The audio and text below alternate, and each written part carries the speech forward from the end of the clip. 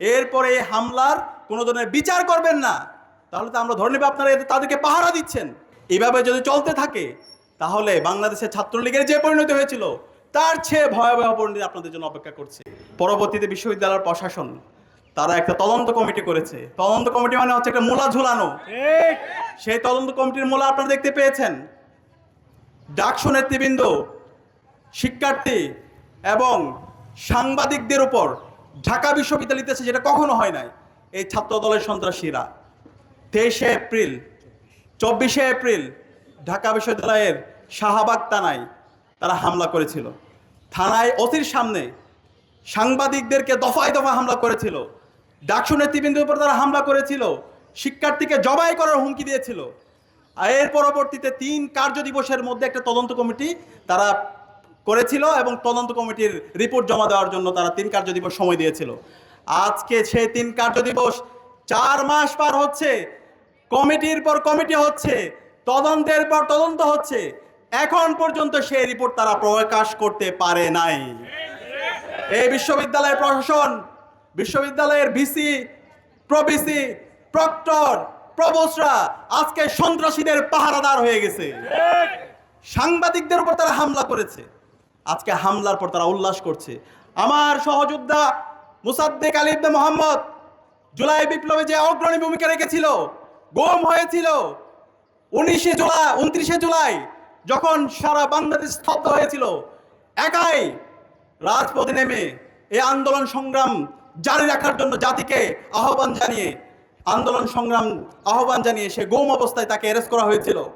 আমাদের এবি জুবাইরের উপর সেদিন আপনারা দেখতে পেয়েছেন ন্যাক্কারজনকভাবে হামলা হয়েছিল, কিন্তু আজ পর্যন্ত সেই তদন্ত কমিটির রিপোর্ট তারা পাবলিশ করতে পারে নাই।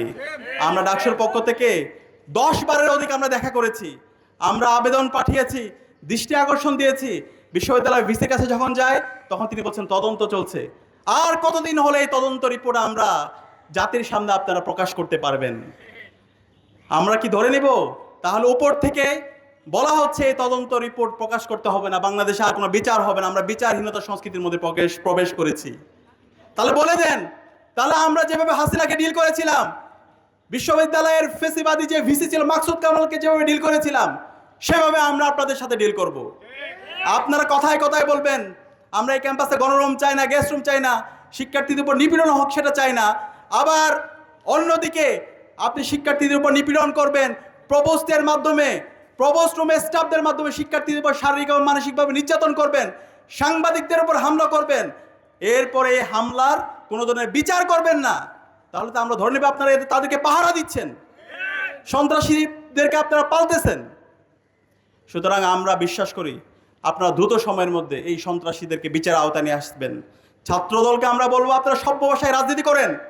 জুলাই বিপ্লব পরবর্তী যদি আপনারা মনে করেন সেই 90 পরবর্তী ক্যাম্পাসে যেভাবে সন্ত্রাসের রাজত্ব করেছেন, টেন্ডারবাজি করেছেন, গণরুম গেস্ট রুম কালচার তৈরি করার মাধ্যমে শিক্ষার্থীদের অধিকার হরণ করেছেন, সেই ধরনের পেশক্তির রাজনীতি করে আপনারা এই ক্যাম্পাসে আপনাদের রাজনীতি বিনির্মাণ করেন, তাহলে আপনারা ভুলের মধ্যে আছেন। ইতিমধ্যে আপনাদের ভুল রাজনীতির কারণে শিক্ষার্থীরা ছাত্র সংসদ নির্বাচনে আপনাদেরকে প্রত্যাখ্যান করেছে। এর পরবর্তীতে আমরা এখন পর্যন্ত দেখতে পাচ্ছি আপনারা নতুন কিছু নিয়ে আসতে পারেন নাই। সে আগের সন্ত্রাসের রাজনীতি, আগের হুমকি রাজনীতি, নিপীড়কের ভূমিকা আপনাদেরকে আমরা সব জায়গায় দেখতে পাচ্ছি। এইভাবে যদি চলতে থাকে তাহলে বাংলাদেশের ছাত্রলীগের যে পরিণতি হয়েছিল তার চেয়ে ভয়াবহ পরিণতি আপনাদের জন্য অপেক্ষা করছে। সুতরাং আমরা অনুরোধ করব আপনারা সভ্য ভাষায় রাজনীতি করেন, শিক্ষার্থীরা যেভাবে চায় সে আলোকে আপনাদের রাজনীতি বিনির্মাণ করেন। দেশে দেশে সবার সাথে দ্য নিউজ।